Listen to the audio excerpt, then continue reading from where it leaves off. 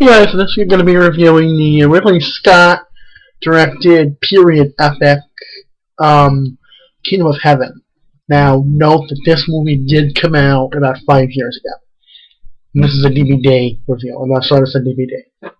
So, Kingdom of Heaven is set in 1142, and it's about the Crusades. The main character is a man named Balian, and he's played by Orlando Bloom. Balian is working in France as a blacksmith when his wife commits suicide. So the movie opens with Balian and a gravedigger and a priest, the priest played by Michael Sheen, burying his wife. While they're up there, a band of crusaders approaches the town in France where Balian is living. And the three men scatter. Balian then goes back to his workplace, to his shop. While he's there, this group of crusaders comes to a shop. One of them, the leader of which, is a man named Godfrey. Godfrey is played by Liam Neeson. Godfrey has great interest in Balian because Godfrey is Balian's father. Godfrey tries to convince Balian to come with him to Jerusalem, where Godfrey's estate is. And Balian doesn't accept this invitation. Later in the evening, after the men leave, he and the priest, who again is played by Michael Sheen, have a fight, where the priest tells Balian that no one likes him, he's not accepted, he should leave town. Balian takes the sword he's working on, shoves the priest into the fire pit, jumps on his horse and rides off. Meets up with his father's band of crusaders. And they end up teaching, the men end up teaching him, especially his father, end up teaching him how to fight, how to sword fight. While they're out there, a band of officials, of law officials, led by Kevin McKidd, show up with a warrant to arrest Balian because he killed the priest.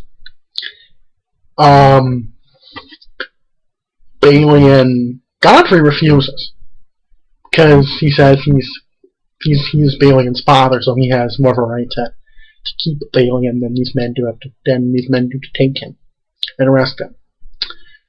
So there's a big fight. One of the men in Godfrey's group, a German man, is killed, and Godfrey is severely injured. They continue on to a point where they're going to get on a boat and go to Jerusalem. While they're there, Godfrey dies. So Godfrey's title as Lord and his lands and everything are transferred to Balian. After his father dies, Balian obviously is kind of depressed, but he and another man from Godfrey's group end up eating lunch at a large group table together. And a man comes over. His name is Guy. Guy is a Templar knight. He gets to be quite important later on in the story. He basically kind of insults Balian, insults his father, and then basically tells Balian to stay away from him. Then Balian and Godfrey's men, now his men, get on the boat and they're going to go to Jerusalem. Now, for those who don't know anything about sailing to Jerusalem, during the 1100s, it wasn't exactly something people wanted to do, because it was very dangerous. There was a lot of areas prone to a lot of storms, so no one really wanted to do this. So while Balian and his men are out sailing, the ship sinks. The ship wrecks. I'm not sure if everyone dies or not, but Balian wakes up on a beach with a horse trapped in the wreckage. He frees the horse and the horse runs off. Balian gets up with the horse when he's at a watering hole. and gets in the horse and continues to ride off. While he's doing this, these two locals come up. One of them starts screaming at Bailey in Arabic or whatever language they can hear around Jerusalem. And the second man was a lot younger than the first man he was translating for. The first man's mad because it's his horse. He claims that the horse Balian has is his horse because it's on his land. Balian refuses to give the horse to him because then he stops whatever title his father held, Lord of Samaria or whatever or not. And this man, the first man, thinks Balian's lying because he's thinking he only knows that title as being held by Godfrey. And Balian is significantly younger than Godfrey, obviously. So the first man is like, no, you're not, because he's a lot older. Balian says, well, yeah, I'm the new one. And then the first man and Balian fight. The first man dies. He kills the first man, and then he's going to kill the second man, but he's going to but the second man takes him to Jerusalem.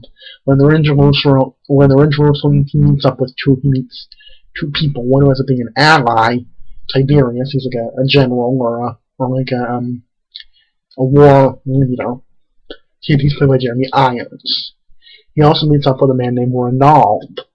Ronald is played by Gleeson, who is best known for playing Mad Eye Moody in the Harry Potter films, but also starred in Bruges. So if no one knows what that is, just like Harry Potter and Bruges. And Ronald is also a Templar Knight, like Guy, the man they met at the port before they went to Jerusalem.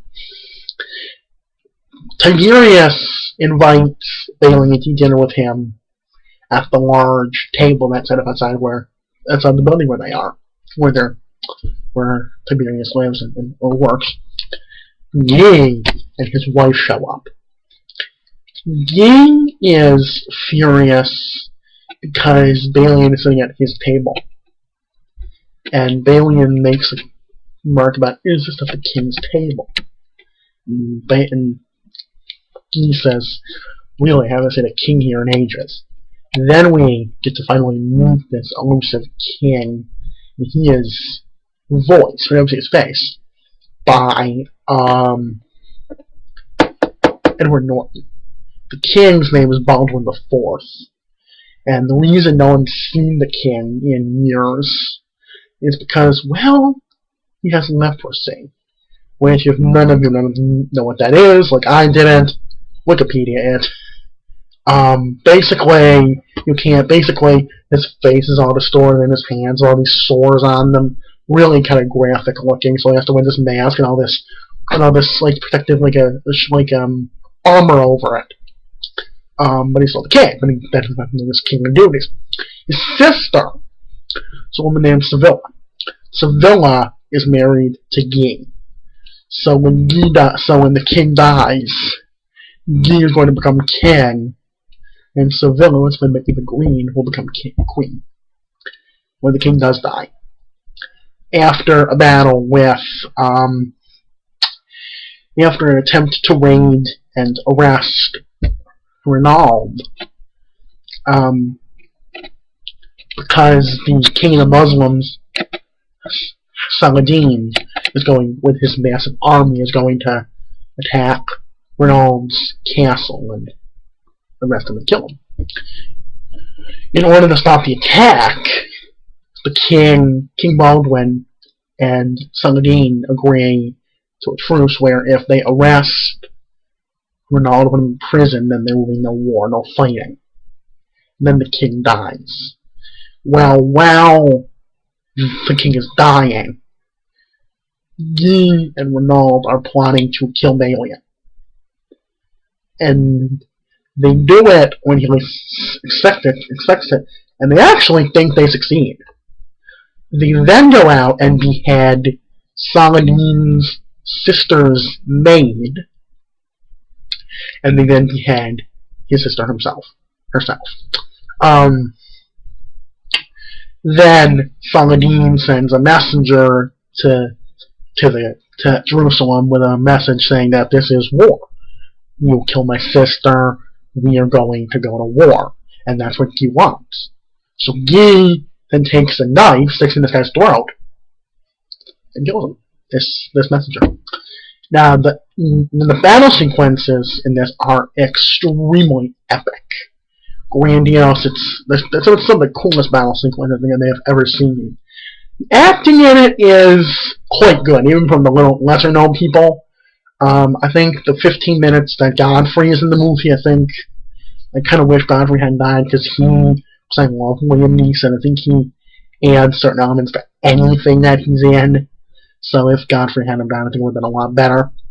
Now, this movie, in case you could not my review, is rated R for violence, for graphic violence and epic warfare.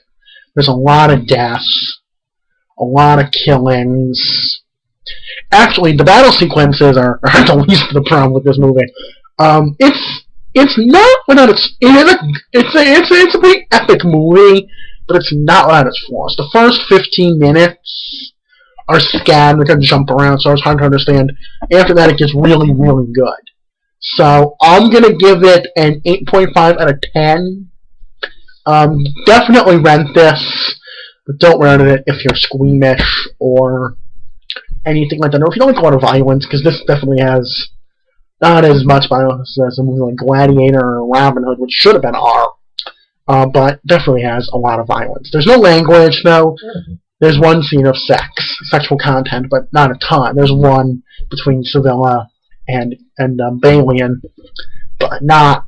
Other than that, pretty much nothing else. There's no alcohol content or certainly the consummation of wine, perhaps, but that's about it. So definitely check this movie out. If only for the battle sequences, if anything, just YouTube the battle sequences. Just type in Kingdom of Heaven battle sequences. That alone is worth your time. So definitely 8.5 out of 10 or 9, somewhere between that. Definitely, that's my review, and I will see you next time.